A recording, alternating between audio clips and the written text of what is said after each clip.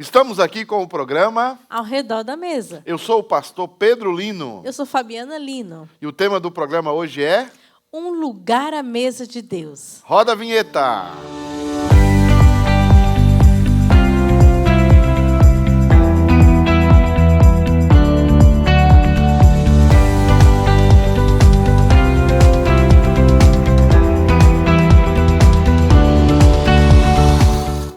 O tema de hoje é um lugar à mesa de Deus. Você sabia que Deus tem preparado um lugar na mesa dele para os seus filhos?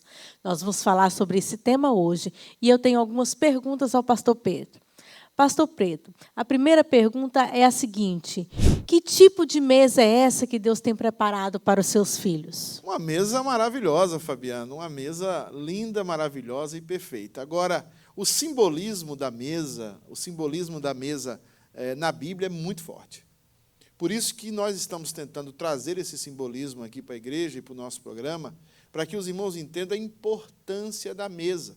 Exato. Jesus sempre tratou as coisas ao redor da mesa, os assuntos mais importantes, aquilo que ele teria para dizer de forma mais íntima com seus discípulos, ele sempre o fez ao redor da mesa. E nós, a Igreja de Cristo, temos uma mesa. E essa mesa é a mesa da Santa Ceia. Nós vemos que a mesa da Santa Ceia é o ápice da igreja. Nós passamos toda a semana, o mês na igreja, e algumas igrejas são semanalmente. Se a Santa Ceia sempre é servida semanalmente em algumas igrejas, em outras igrejas mensalmente, mas é um momento de intimidade com Deus. A ideia de sentar-se à mesa de Deus é a ideia da salvação. Então, o que Deus planejou para nós? Deus planejou uma mesa perfeita. Amém. Uma mesa em que todas as nossas necessidades, elas são supridas. E essa mesa, quem se sacrificou para nós estarmos nessa mesa? Foi o Senhor Deus. E aí, Fabiana, a gente precisa ir lá para o texto bíblico do Velho Testamento, que fala sobre um cara, não sei se você já ouviu esse nome, chamado Mefibosete. Já ouvi. Muito Mefibosete é um cara, assim, que representa muito eu e você. Verdade. E representa muito aquilo que a gente quer que os irmãos que nos assistem entendam. Verdade. Sobre essa ideia do que Deus nos planejou para a mesa. O texto de 2 Samuel 9:7, que está aparecendo aí na tela, ele diz o seguinte: você comerá sempre à minha mesa. Isso é Davi falando com Mefibosete. Mefibosete era filho de Saul. Mefibosete não tinha esperança. Mefibosete era alguém completamente humilhado, era aleijado dos pés, era tido como amaldiçoado. É o perfeito símbolo nosso. É o perfeito símbolo da nossa vida de pecado. Nós somos aleijados. Por quê?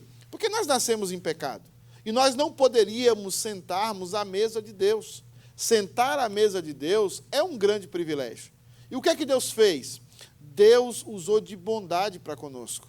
Deus levou Jesus Cristo à cruz, levou Jesus Cristo ao Calvário, para que eu pudéssemos ter acesso à mesa de Deus.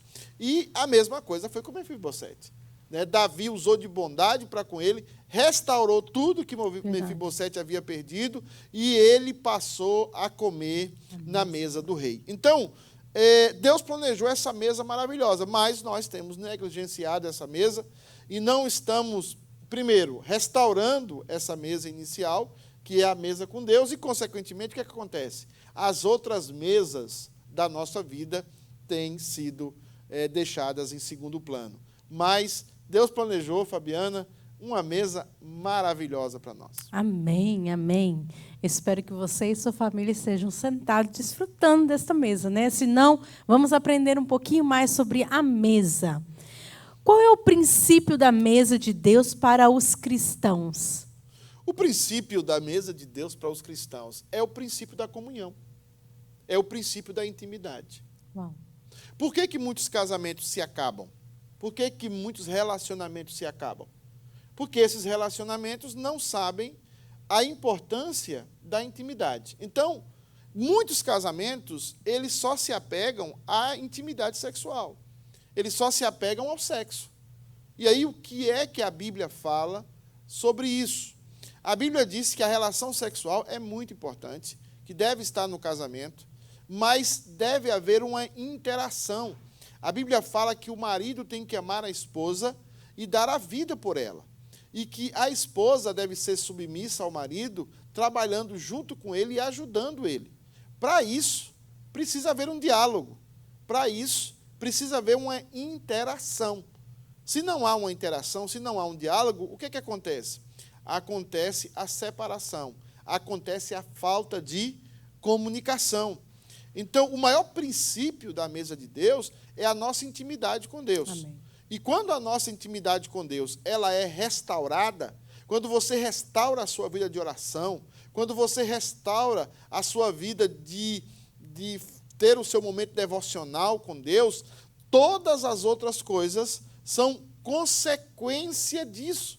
Todas as outras coisas são consequência desta comunhão. Uma vez comunhão com Deus, nós temos comunhão com os nossos irmãos. E você vê, Fabiana, Sim. que quando a Bíblia fala, quando eu não perdoo o meu irmão, é porque eu não recebi o perdão de Deus. Exato, Né?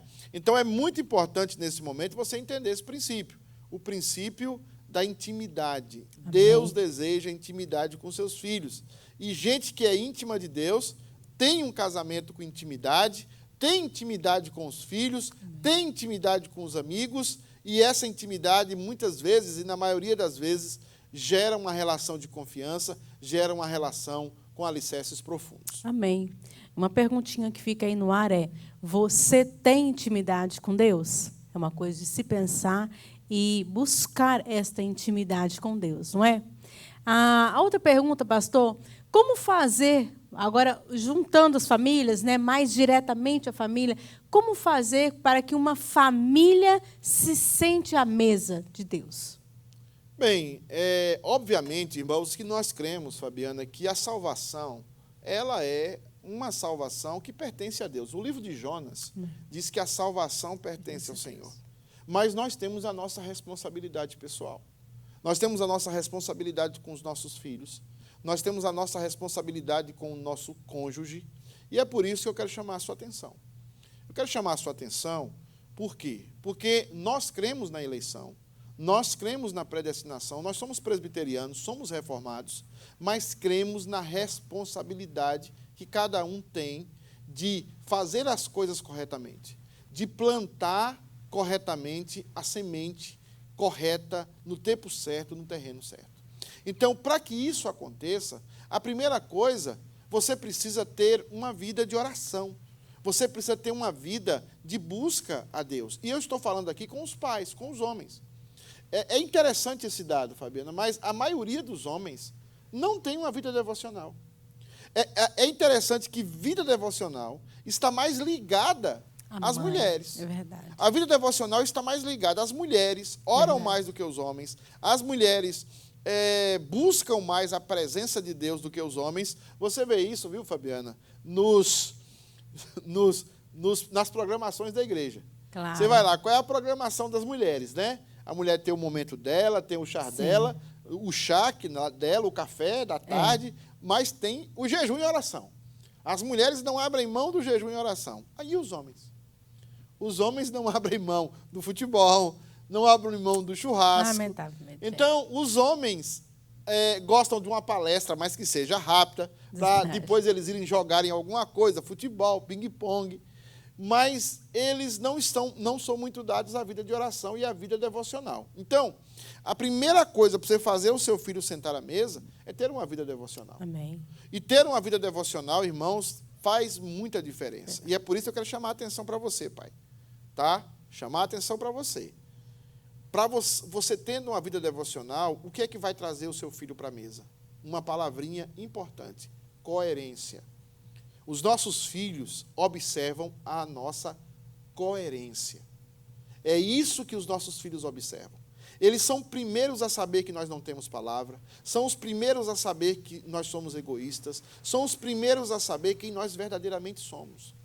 Quando você tem coerência, é muito difícil que o seu filho não sente à mesa com você. É muito difícil que o seu filho não converse com você. É muito difícil que você não tenha a sua esposa ao seu lado. Mas eu quero dar essa palavra para a liderança, principalmente para os homens, coerência. Coerência para que os nossos filhos sentem à mesa conosco e tenham o prazer de estar lá. Tenham o prazer de conversar conosco.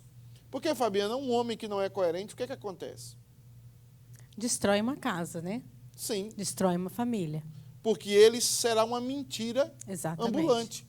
Ele Exatamente. constantemente vai estar mentindo, né, de forma com a sua vida. Ele pode ter até os argumentos certos, sabe, Fabiana? Exato. Pode ter as argumentações corretas. Pode ter até o texto bíblico na ponta da língua. Exato. Mas faltou a coerência, acabou. Você perde Se a faltou sua casa. coerência, querido, faltou tudo. Então, a Exatamente. coerência nasce da sua vida devocional. Exato. De uma humildade, de você ser humilde, de você buscar a Deus, de você reconhecer os seus erros, de você reconhecer os seus pecados e a sua família saber que você é um homem coerente. Então, para trazer para a mesa, o homem ou a mulher, se a mulher está sozinha em casa criando os filhos, o homem, se é uma família completa com marido e mulher, o homem precisa ser coerente. Aí ele traz todo mundo para a mesa. Exato. Se só tem a mãe e ela é coerente, ela traz todo mundo para a mesa e a mesa vai ser uma grande bênção, porque ela já está na mesa de Deus e, como consequência, ela vai conseguir trazer os seus filhos para a mesa do dia a dia da sua casa.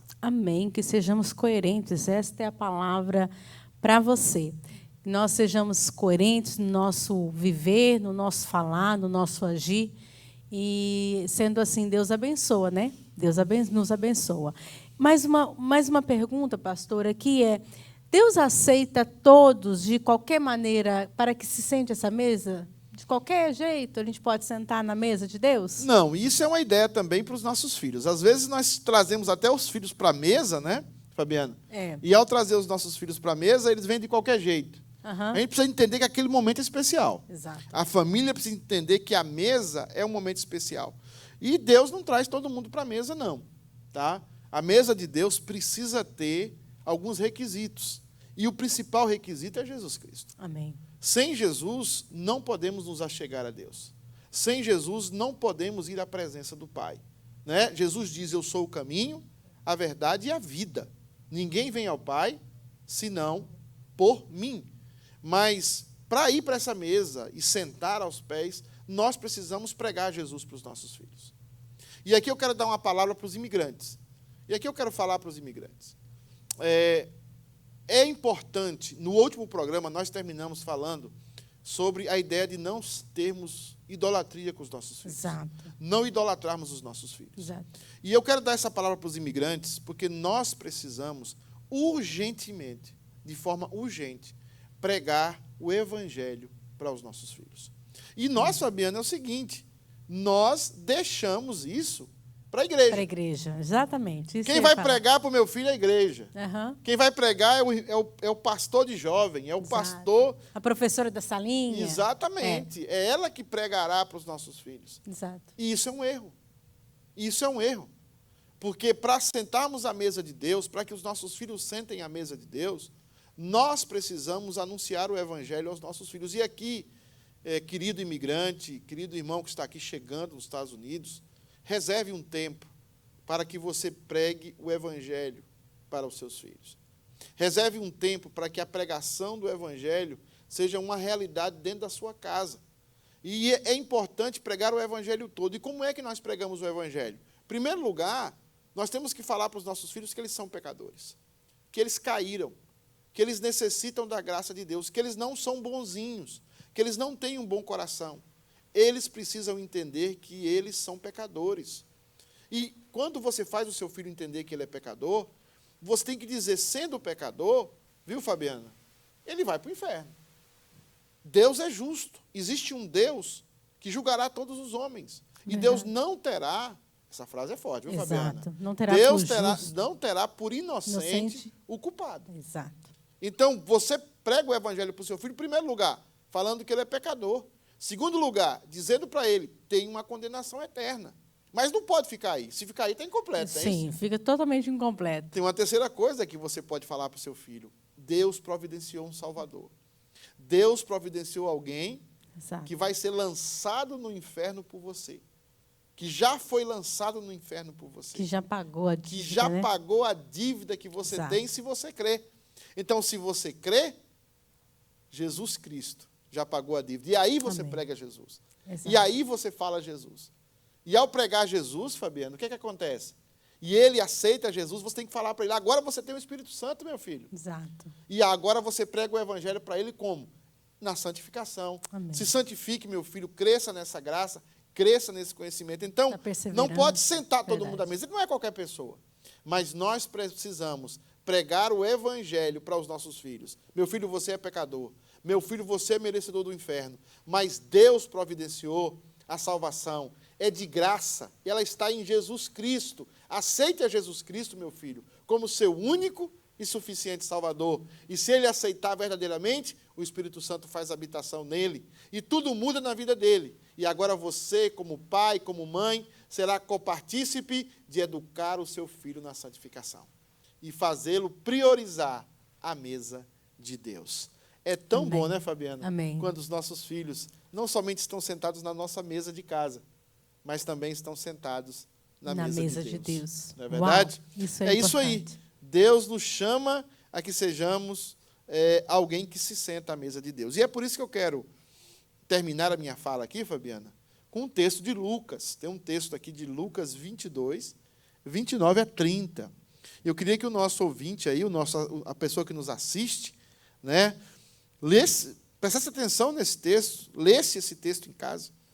Diz assim: assim como o Pai me outorgou um reino, eu os designo a vós, para que comais e bebais a minha mesa no meu reino. E vos assentareis em tronos para governar as 12 tribos de Israel. A ideia de Jesus aqui é que os discípulos sentariam à mesa com ele. E ao sentar à mesa com ele, seriam os governantes, seriam aqueles que direcionariam o povo de Deus. Quando nós, Fabiana, sentamos à mesa, quando nós sentamos à mesa de Deus, quando nós temos Jesus Cristo, quando nós aplicamos aos nossos filhos, nós passamos a ter vitórias. Amém. Vitórias sobre o pecado, vitórias sobre as depressões, sobre as tempestades Amém. da vida. Nós preparamos os nossos filhos para enfrentar as lutas da vida e vencer as lutas da vida, vencer os desafios da vida. Então, pai e mãe, querido e minha querida irmã que tem uma família, é hora de você orar diante de Deus, para que sua família esteja prioritariamente na mesa de Deus. O evangelismo não pode sair de dentro das nossas casas. A pregação do evangelho precisa estar dentro das nossas casas. Os nossos filhos podem ter nascido na igreja, podem frequentar a escola dominical, mas eles precisam ouvir dos pais acerca de Jesus. Ouvir dos pais a necessidade que todos nós temos de um Salvador. É hora de que você seja usado na sua responsabilidade pessoal para que o seu filho sente à mesa de Deus. É claro que a salvação pertence ao Senhor. É claro que a salvação é para os eleitos. Mas os eleitos só virão e sentarão à mesa de Deus se nós pregarmos a palavra de Deus a eles. Pregue a palavra na sua casa. Deus abençoe a sua vida grandemente. Amém, Fabianita? Amém. E agora, antes de terminar, nós vamos orar. Vamos orar pela sua vida, pela sua família. Se você tem algum comentário, deixa aqui embaixo. Aqui nós também temos um e-mail que você pode enviar as suas dúvidas, algum comentário, algum pedido de oração. Fale conosco através desse e-mail, amém? Vamos orar, então, pela sua vida, para que a sua família, sim, esteja assentada na mesa de Deus. Vamos orar. Pai, muito obrigada por esse dia. Nós agradecemos porque podemos ouvir a Tua palavra e nós pedimos encarecidamente, Senhor, que a nossa família esteja sentada na mesa do Senhor, que nós desfrutemos, ó Pai, do banquete que o Senhor tem preparado para nós. Nós te agradecemos e se em alguma coisa, Senhor, temos falhado, perdoa as nossas vidas, faça-nos voltar atrás, ó Pai, arrependermos dos nossos pecados e voltarmos ao caminho correto, que é Jesus. Nós pedimos isso e te agradecemos em nome de Jesus. Amém. Então tá bom, né, gente? Nós terminamos. Deus abençoe vocês. Nós nos vemos no próximo programa. Amém? Deus abençoe a vida de vocês e sentem à mesa de Deus. Tchau.